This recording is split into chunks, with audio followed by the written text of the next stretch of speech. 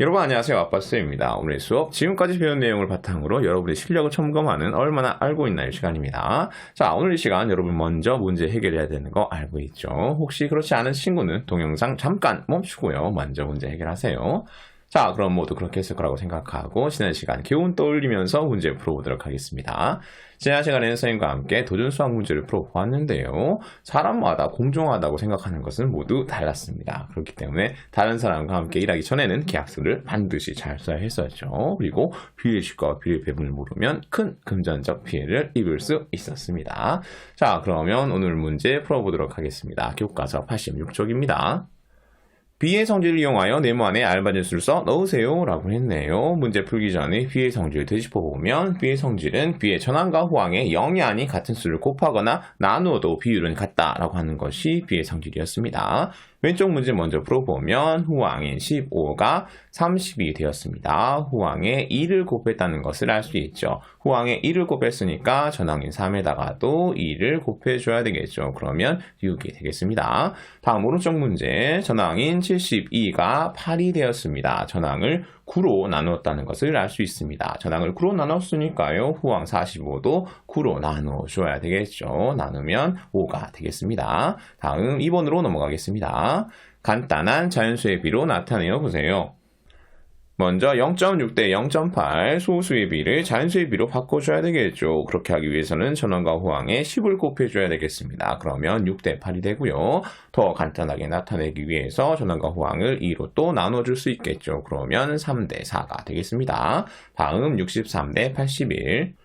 자, 이 문제 같은 경우에는 이미 간단한 자연수의 비인 것 같은데 더 간단하게 만들어줄 수 있겠죠. 전항과 호항을 9로 나눠주도록 하겠습니다. 그러면 7대 9가 되겠죠. 다음 4분의 1 대 5분의 3. 먼저 분모를 좀 없애주도록 하겠습니다. 전항과 호항의 분모 4와 5의 최소 공배수인 20을 곱해주면 되겠죠. 그러면 5대 12가 되겠습니다. 자, 5대 12. 더 이상 간단하게 할 수 없네요. 다음 0.4 대 3분의 2.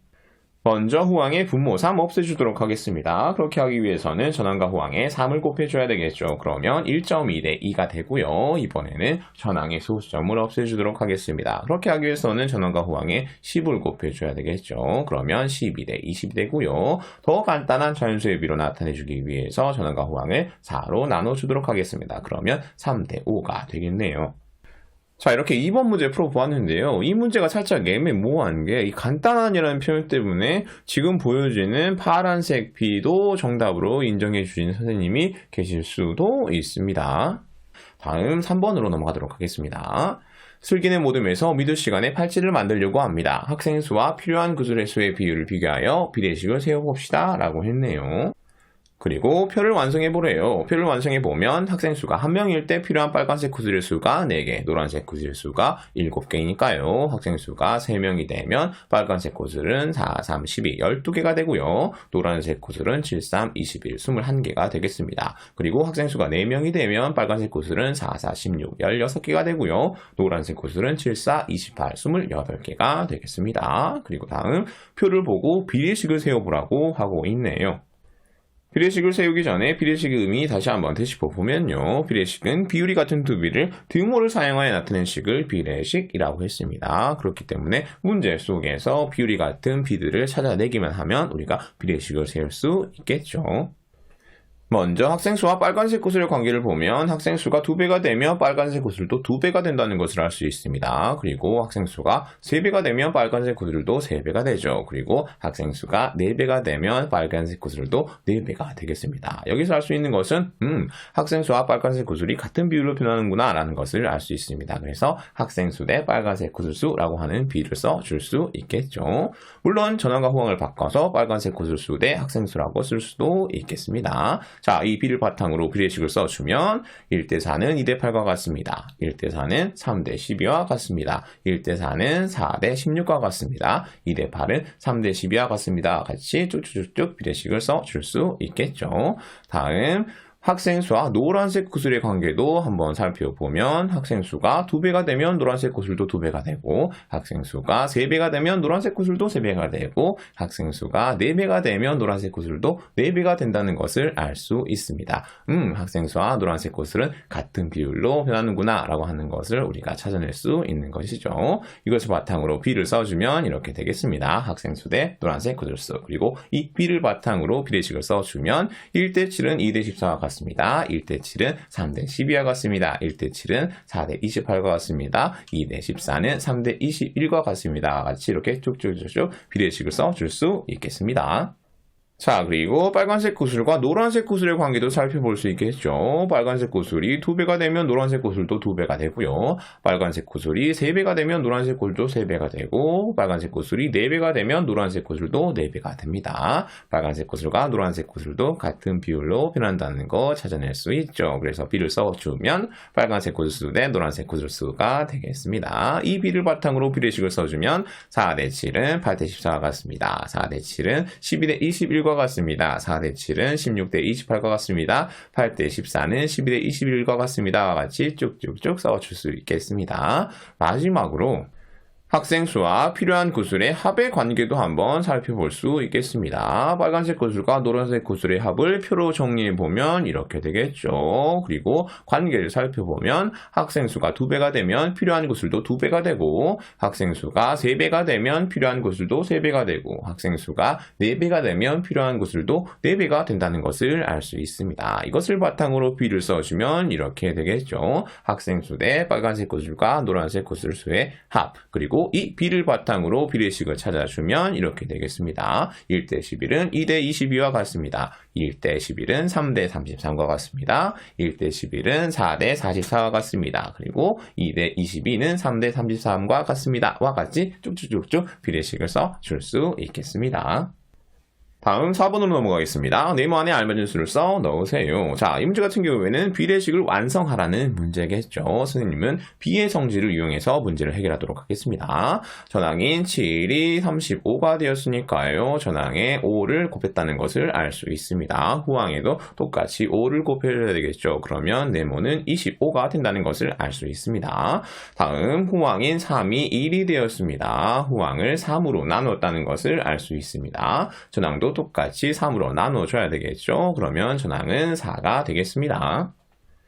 다음 전항 27이 9가 되었습니다. 전항을 3으로 나눴다는 것을 알 수 있죠. 후항도 똑같이 3으로 나눠줘야 되겠습니다. 그러면 8이 되겠습니다. 다음 후항인 9가 36이 되었습니다. 후항에 4를 곱했다는 것을 알 수 있죠. 전항에도 똑같이 4를 곱해줘야 되겠습니다. 그러면 16이 되겠습니다.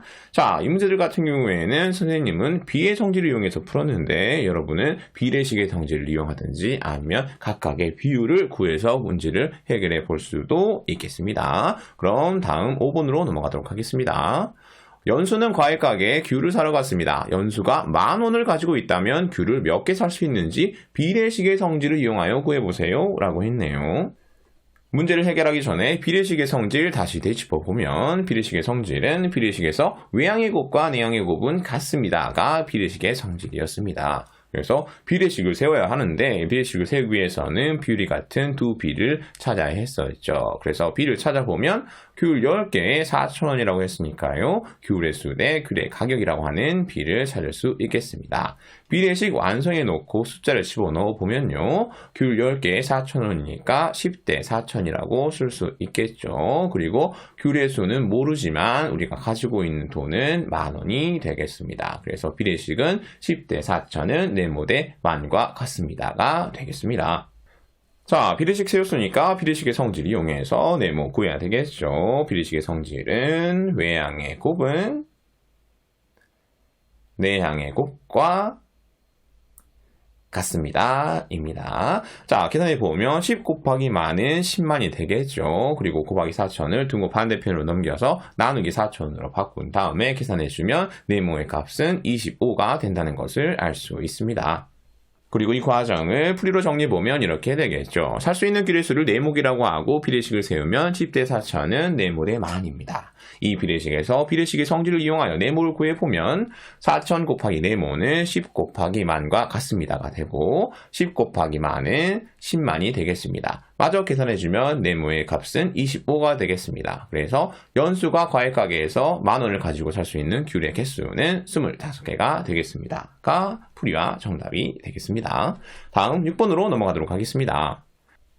텃밭에서 수확한 배추 63포기를 가족수에 따라 나눠주려고 합니다. 지인의 가족은 4명, 중견의 가족은 5명이라면 배추를 몇 포기씩 나눠줘야지 구해보세요 라고 했네요. 자, 이 문제를 다시 한번 살펴보면 배추를 가족수에 따라 나눠주는데 지인의 가족은 4명, 중견의 가족은 5명입니다. 그렇기 때문에 이 문제를 다시 써주면 이렇게 되겠죠. 지인의 가족과 중견의 가족에게 배추 63포기를 4대5로 나눠주세요.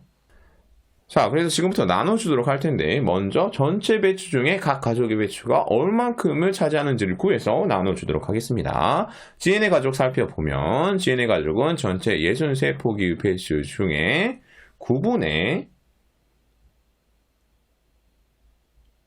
4만큼을 갖게 되겠죠. 그래서 계산해보면 지인의 가족은 28, 28포기의 배추를 갖게 된다는 것을 알 수 있습니다. 다음 중견의 가족 구해보도록 하겠습니다. 중견의 가족은 전체 63포기 배추 중에 9분의 5만큼을 갖게 되겠죠. 그래서 계산해보면 중견의 가족은 35, 35포기의 배추를 갖게 된다는 것을 알 수 있습니다.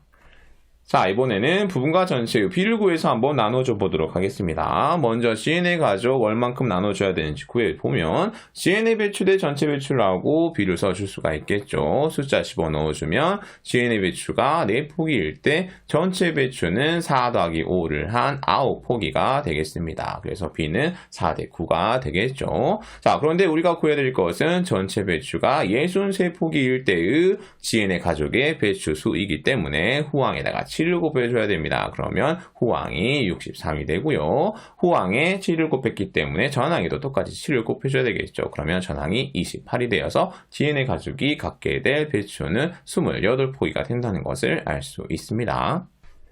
다음 중견의 가족 배추 구해보도록 하겠습니다. 중견의 가족의 경우에는 중견의 배추와 전체 배추의 비를 찾고 비례식의 성질을 이용해서 한번 문제를 풀어보도록 할게요. 숫자 집어넣어주면요. 중견의 배추가 5포기일 때 전체 배추는 4 더하기 5를 한 9포기가 되겠죠.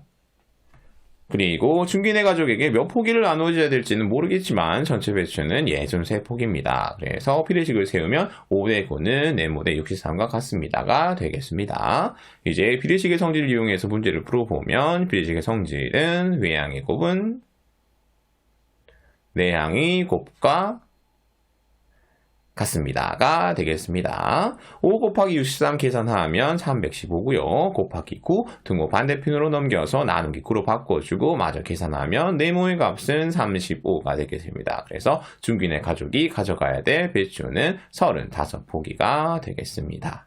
가 되겠죠. 여기까지 해서 오늘 문제 모두 풀어보았습니다. 모두들 수고하셨습니다. 수업 마치겠습니다. 청출어람 하세요. 안녕.